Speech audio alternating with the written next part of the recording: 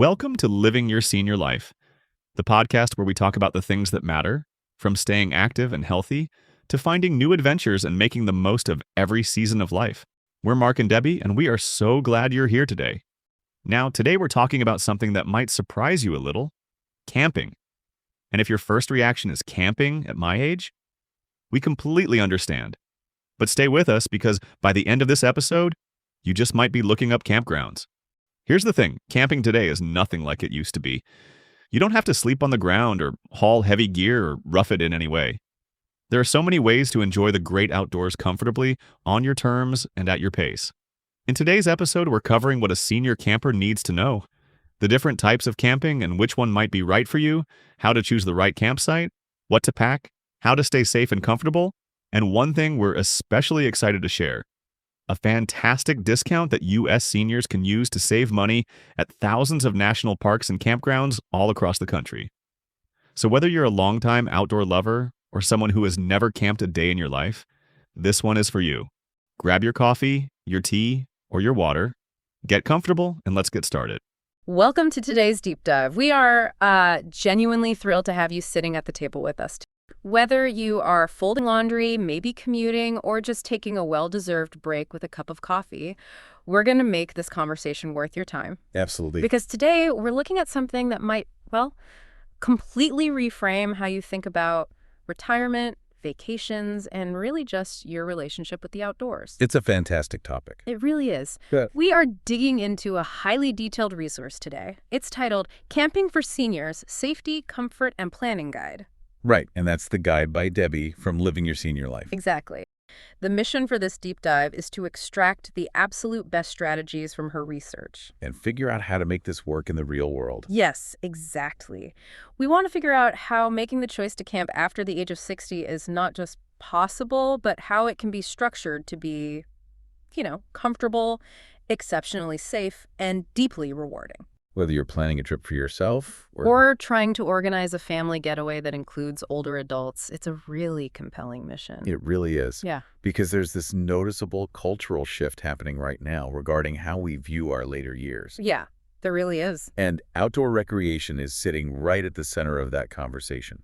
We are seeing a huge move away from the old assumption that aging automatically means just staying indoors. Right, but I feel like we really need to start by dispelling a massive myth right out of the gate here. Oh, the roughing it myth. Yes.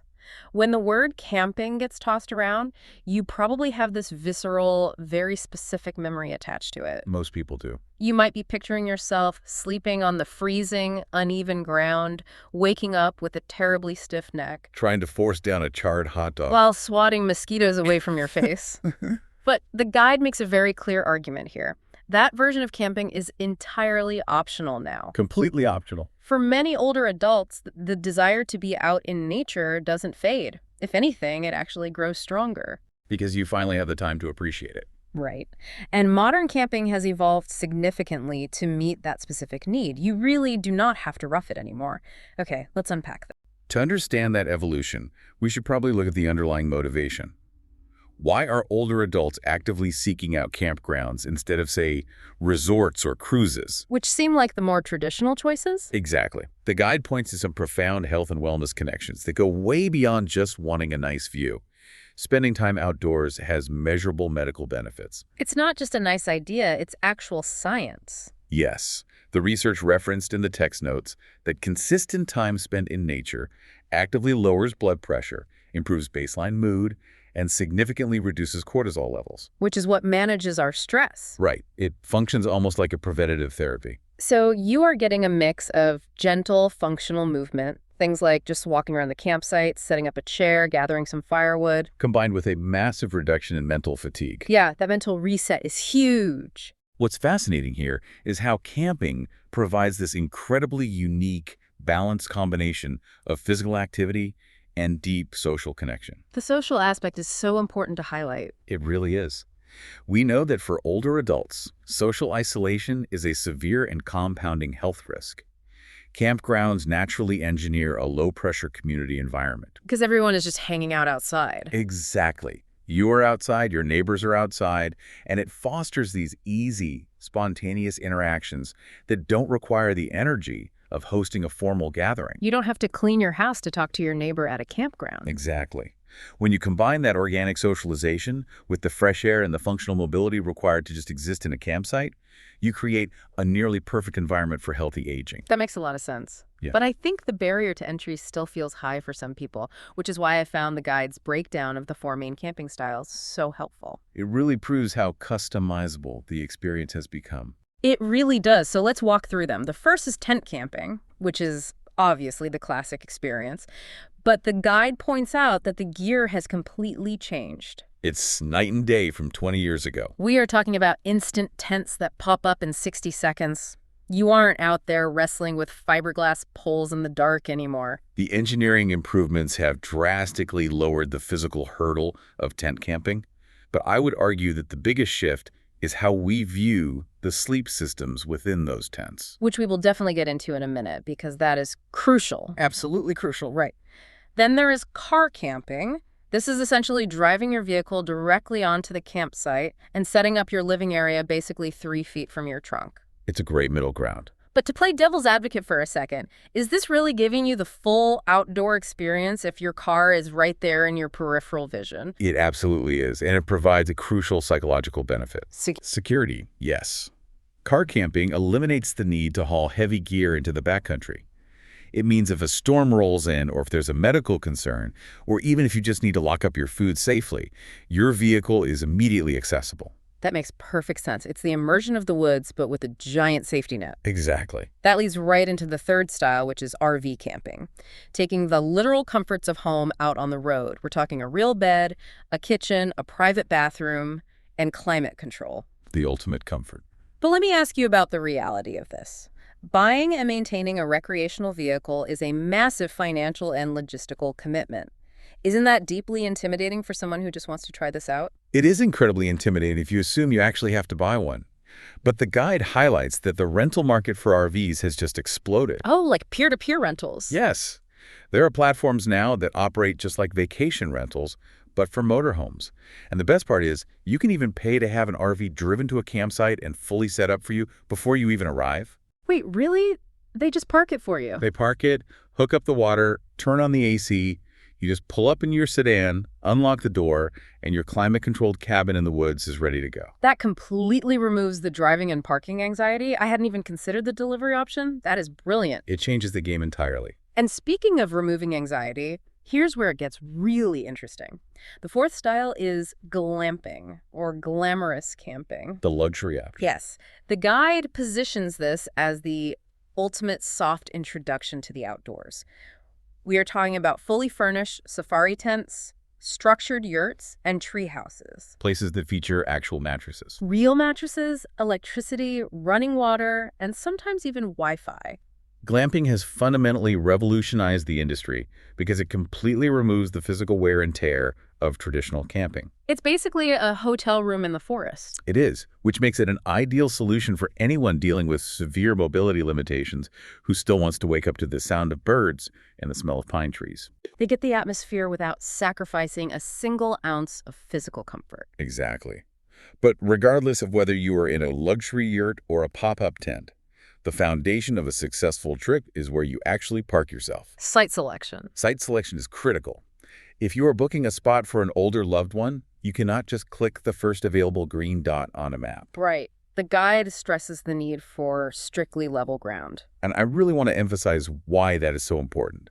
A microslope, just a slight, barely noticeable incline on a campsite, might not seem like a big deal at 2 in the afternoon. But at 2 in the morning? Exactly. At 2 in the morning, when an older adult gets up to use the restroom, that slight incline drastically increases the risk of a fall. Uneven terrain is a severe hazard in low light. That is such a good point. You also need to verify that there are caved or highly compacted walkways from the site to the common areas. When you want to be as close as possible to the restroom facilities. Yes, navigating a quarter-mile dirt path with a flashlight just to brush your teeth is a fast way to ruin a trip. It really is. And while we are talking about site amenities, the guide brings up electric hookups. Now, a lot of purists think electricity means you aren't really camping. Right, the gatekeepers of the outdoors. Exactly. But the guide reframes this as a strict medical necessity for many seniors. It is a vital distinction.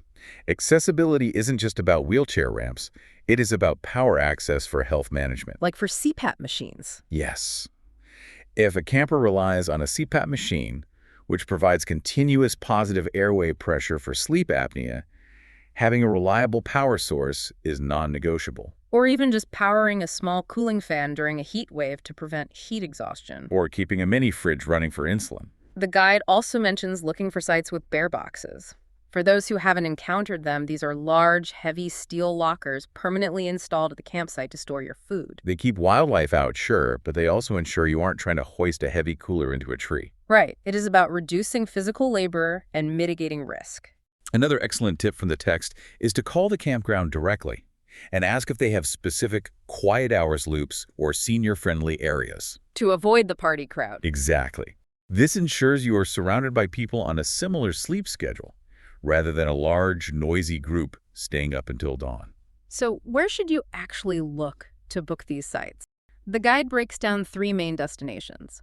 First up, state parks, which are framed as the hidden gems. They really are. They are generally less crowded than the famous tourist spots, heavily focus on conservation, and often feature the paved paths and hot showers we just discussed. And then you have national parks, which offer the iconic bucket list landscapes. And with national parks, the guide specifically mentions utilizing recreation.gov. Right, that's the federal booking platforms. And you can actually use their search filters to exclusively show ADA-accessible campsites. Which is amazing. These sites are federally mandated to have hardened, level surfaces, accessible picnic tables, and clear routes to accessible restrooms. That takes so much guesswork out of the planning. It really does. The third option is private RV parks, or KOA-style campgrounds. KOA stands for Campgrounds of America, and these private franchise parks are built entirely around convenience. They typically have on-site laundry, camp stores where you can buy forgotten supplies, and organized community activities. They feel much more like a small neighborhood than a wilderness expedition. Which is incredibly comforting for many first-time senior campers. Now, when it comes to the financial side of visiting federal lands, I was reading through the guide, and the math here is genuinely surprising. They highlight the beautiful senior pass. The golden ticket. Yeah. I had heard of park passes, but I didn't realize how the senior-specific one worked. It is arguably one of the most underutilized financial benefits for older adults in the country. The logistics are straightforward. It is available to U.S. citizens and permanent residents who are 62 years of age or older. And the cost is just incredibly low. You can purchase an annual senior pass for $20 or a lifetime senior pass for $80. $80 for lifetime access. That completely alters the budget for retirement travel. It does, and it grants entrance to more than 2,000 federally managed sites encompassing national parks, national forests, and wildlife refuges. That covers so much ground. But the crucial detail the guide points out is that it frequently provides up to a 50% discount on individual campsite fees and sometimes even guided tour fees. It takes the ongoing cost of travel and reduces it to a fraction of what a hotel-based vacation would cost. It's an incredible resource. But getting there affordably is only the first step. Once you are at the site, the physical realities of aging demand a different approach to packing. This is where preparation makes or breaks the experience. The guide makes one point very clear. A good night's sleep dictates the success of the entire trip. If you wake up in pain, you aren't hiking. You are just surviving until you can go home. Let's talk about the biomechanics of that. The traditional camping sleep system involves a thin pad on the floor, which is awful for your back. For an older adult, transitioning from lying completely flat on the ground to a standing position is one of the most physically demanding and high-risk movements they can attempt. It places immense strain on the knees, hips, and lower back. Which is why the guide insists on an elevated camp cot or a high-quality, thick, self-inflating air mattress. The goal is to bring the sleep surface up to the height of a standard bed. You want to be able to swing your legs over the side and stand up naturally. Removing that single physical hurdle of getting off the ground transforms the entire morning experience from a painful struggle into a normal routine. Exactly. And that philosophy of bodily support extends to the camp furniture as well. The guide highlights the necessity of a specific type of camp chair. We have all experienced this. You sit in one of those cheap, sagging fabric chairs you bought at a gas station. And you just sink right into it. Your knees end up higher than your chin, and you literally have to roll out of it onto the dirt just to stand up. The guide says we have to stop doing that. You need a chair with rigid lumbar support and solid, easy lift armrests so you can push yourself up safely. It is about maintaining autonomy. You shouldn't need a younger relative to pull you out of your chair every time you want to tend the fire. That's a great way to frame it. As for clothing, the focus is on temperature regulation and fall prevention. The guide recommends a modular approach. Moisture-wicking base layers, a warm fleece for the sudden temperature drops in the evening, a rain poncho, and a wide-brimmed hat. And the footwear is non-negotiable. Closed-toe shoes with aggressive grip. Yes, a campground is not the place for slip-on sandals. The grip is vital for stability on loose gravel or damp grass. Which brings us to a very pragmatic part of the guide: health and emergency preparedness. This isn't about fear-mongering, right? No, not at all. It is about proactive management.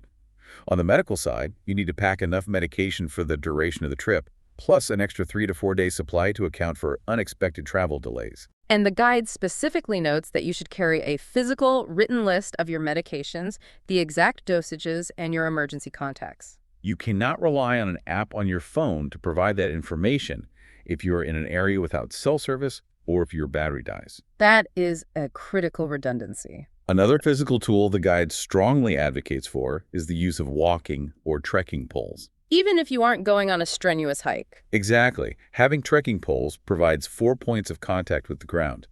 It offers immense stability when you are just navigating the uneven terrain around the campsite or walking to the shower block.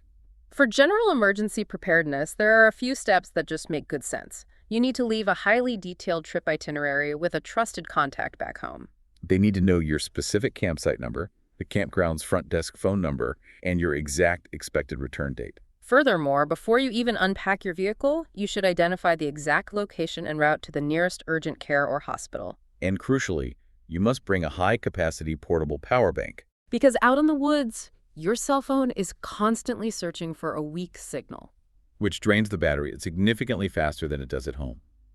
You cannot always rely on your car battery or a site hookup to keep your primary lifeline to emergency services charged. What I appreciate about this level of preparation is that it actually creates freedom. It absolutely does. When you know you have backup medication, you know where the clinic is, and your phone is charged, the anxiety dissipates. You can actually relax. You've handled the logistics so you can enjoy the experience. So let's shift gears and talk about daily living at camp once you are settled in. The guide has some incredibly actionable tips for hygiene and meals. Hygiene is often a major concern for older campers who are used to the pristine conditions of their own bathrooms. It is about maintaining dignity without letting the logistics become a burden. If you aren't in an RV with a private bathroom, the guide suggests packing biodegradable soap, which is often legally required in delicate ecosystems anyway. Bring quick-dry microfiber towels, and the absolute secret weapon mentioned in the text, individually wrapped wet wipes. They are perfect for a quick, easy cleanup in your tent between your actual scheduled showers at the facility. That same principle of front-loading the effort applies perfectly to the camp kitchen. Yes, the absolute secret to a stress-free meal at a campsite is doing 90% of the prep work in your own kitchen at home before you leave. You chop your vegetables, you marinate your proteins, and you portion out your snacks into Ziploc bags. When you are standing at a picnic table, you just want to assemble and apply heat. You do not want to be running a full culinary prep station with a dull knife balancing on a log. Exactly.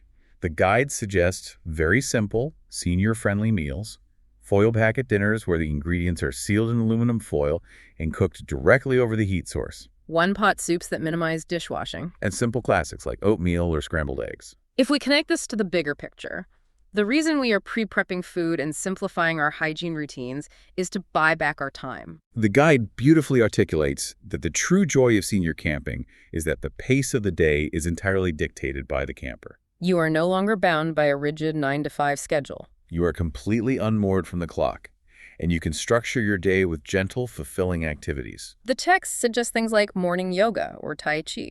A quiet campsite at dawn is an incredible outdoor studio, and the natural environment amplifies the focus and restorative effects of the practice. You can take short, intentional walks on those well-maintained, relatively flat trails we talked about earlier. Fishing is highly recommended because it is low impact, peaceful, and keeps you actively engaged with the water and the environment. And I always love the suggestion to explore the park visitor centers. They usually feature interpretive exhibits and those incredible ranger-led programs where you learn the geological history of the area. But the guide also makes a profound point about the flip side of activity.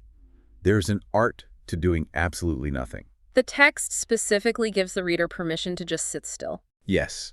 It explicitly says to bring your binoculars for casual birdwatching right from your chair. Or stargazing after dinner, journaling in a notebook, reading a novel, or just playing a game of cards at the picnic table. You do not have to be summiting a peak to be considered a real camper. Giving yourself the grace to simply exist in a natural space without an itinerary or a productivity metric is perhaps the most beneficial aspect of the entire experience. It is about leisure, relaxation, and shared presence, whether you are chatting with a neighboring camper or just enjoying the quiet with your spouse. So what does this all mean? We have navigated through the gear upgrades, the site selection strategies, the financial hacks, and the daily routines. We've covered a lot of ground. To synthesize this deep dive, the core takeaway for you listening is this.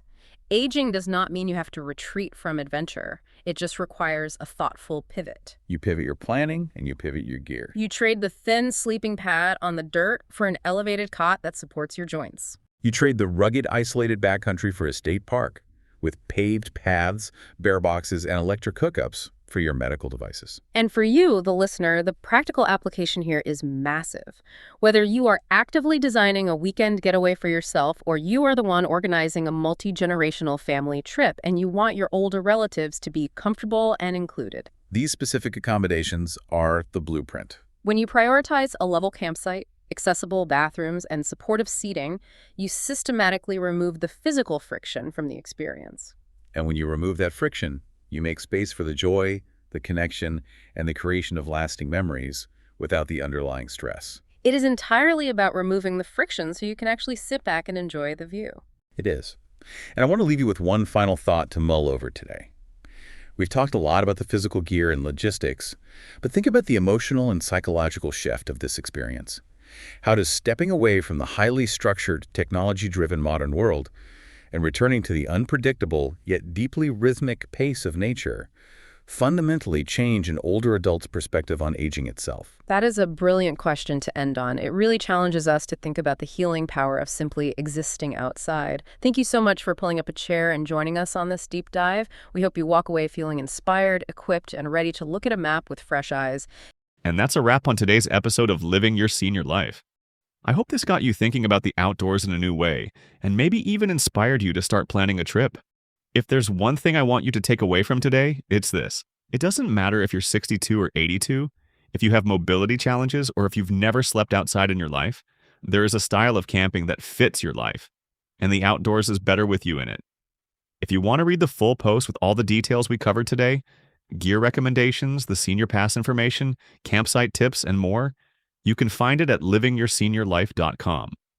I'll put the link in the show notes. And if today's episode was helpful, we'd love it if you'd subscribe to the podcast or share it with a friend or family member who might be ready for a little adventure. Word of mouth means the world to a small show like this one. And as always, until next time, take care of yourself, get outside when you can, and live your best senior life.